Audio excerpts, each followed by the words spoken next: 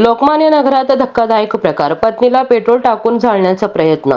सोलापूर शहरातील लोकमान्य नगर परिसरात पतीने पत्नीवर पेट्रोल ओतून तिला जाळण्याचा प्रयत्न केल्याची धक्कादायक घटना उघडकीस आली आहे. तलाकच्या मुद्द्यावरून झालेल्या वादातून हा प्रकार घडल्याची माहिती समोर आली आहे. 15 एप्रिल 2026 रोजी रात्री 9:30च्या सुमारास आरोपी फैजान शेख हा आपल्या सासरी आला होता.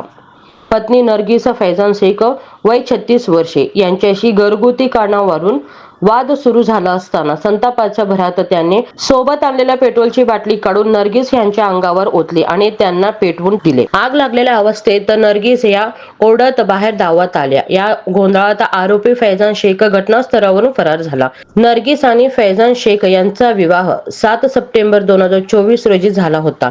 लग्नानंतर काही महिने संसार सुरळीत सुरू झाला, मात्र नंतर दोघे विभक्त राहू लागले. फैजानने पत्नीला तोंडी तलाक दिल्याचे सांगितले जाते. तरीही नरगिस यांना पतीसोबत राहायचे असल्याने दोघांमध्ये सतत वाद होत होते. गंभीर जखमी अवस्थेत नरगिस यांच्यावर सोलापूर येथील श्री छत्रपती शिवाजी महाराज सर्वोच्च न्यायालयात उपचार सुरू असून त्यांची प्रकृती चिंताजनक असल्याची माहिती डॉक्टरांनी दिली आहे. दरम्यान नरगिस यांच्या नातेवाईकांनी आरोपीवर कठोर कारवाई करण्याची मागणी केली आहे. या घटनेमुळे सोलापूर शहरात खळबळ उडाली असून महिलांवरील अत्याचाराच्या घटनांबाबत पुन्हा एकदा चिंता व्यक्त केली जात आहे.